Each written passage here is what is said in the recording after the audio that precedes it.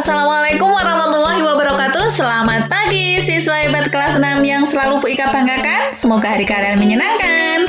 Salam sehat, salam semangat belajar. Kembali lagi bersama Bu Ika. Kali ini kita akan belajar tema 3, tokoh dan penemuan. Subtema 1, penemu yang mengubah dunia. Pembelajaran 1. Tujuan belajar kita yang pertama menyebutkan pengertian dan struktur teks eksplanasi, yang kedua menyebutkan dua rangkaian listrik, yang ketiga menganalisa penemu lampu.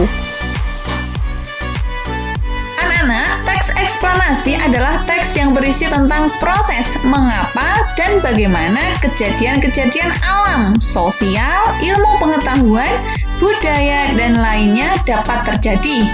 Suatu kejadian, baik itu kejadian alam maupun kejadian sosial yang terjadi di sekitar kita, selalu memiliki hubungan sebab, akibat, dan proses. Ciri-ciri teks eksplanasi. Yang pertama, informasi yang dimuat adalah fakta atau nyata. Yang kedua, membahas fenomena atau kejadian yang bersifat keilmuan, ilmu pengetahuan. Yang ketiga, sifatnya informatif dan tidak berusaha mempengaruhi pembaca. 4. Menggunakan kata penanda urutan seperti pertama, kedua, dan seterusnya. Yang kelima, fokus pada hal umum atau generik, contohnya tsunami, banjir, gempa bumi, hujan, dan lain-lain. Anak-anak, struktur teks eksplanasi yaitu ada 3 ya.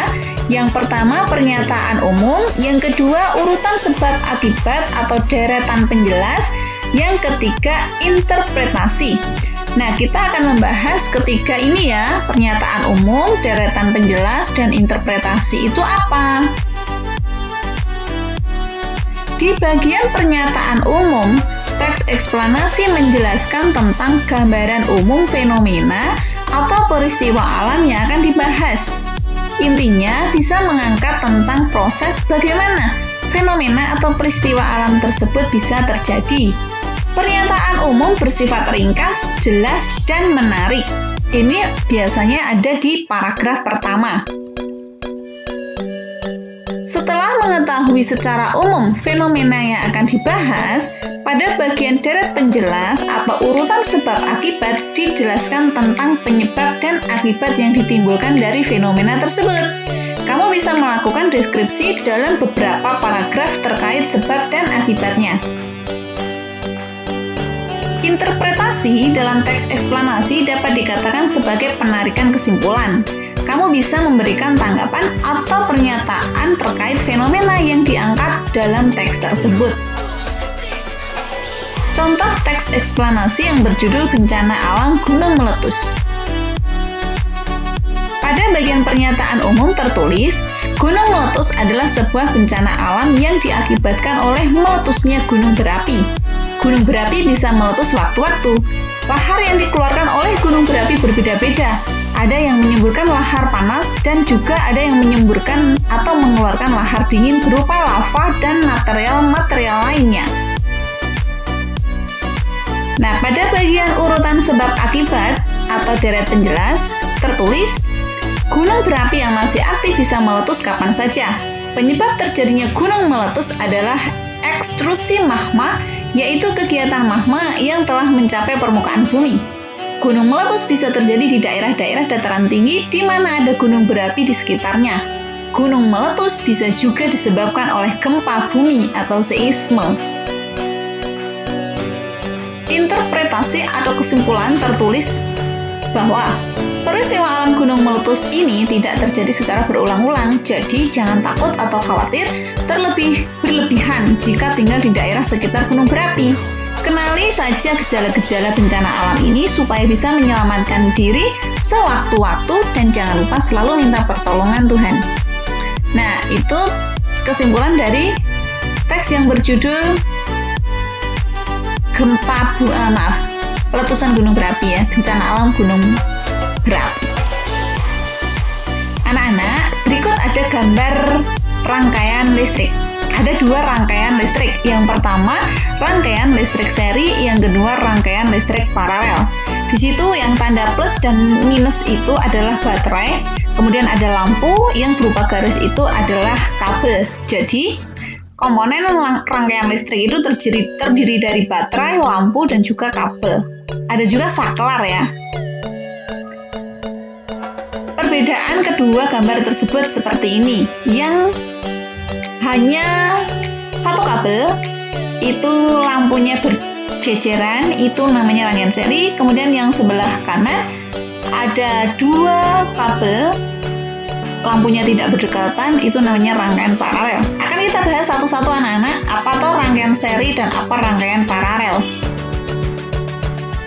Rangkaian seri merupakan rangkaian listrik yang komponennya disusun secara berderetan tanpa cabang. Lihat gambarnya ya anak-anak, tidak ada cabang. Dengan ini listrik mengalir hanya melalui satu jalur. Memutuskan rangkaian seri di titik manapun akan menyebabkan seluruh rangkaian berhenti beroperasi. Akibatnya lampu akan mati. Gambar ini merupakan contoh rangkaian listrik seri. Jadi di putus kabel manapun, kedua lampu akan mati. Berbeda dengan rangkaian seri, susunan rangkaian paralel mempunyai cabang. Komponennya disusun sejajar, di mana terdapat lebih dari satu jalur listrik secara paralel. Akibatnya, terdapat lebih dari satu jalur yang dapat dilewati oleh arus. Rangkaian masih dapat berfungsi jika satu jalur terputus atau dimatikan.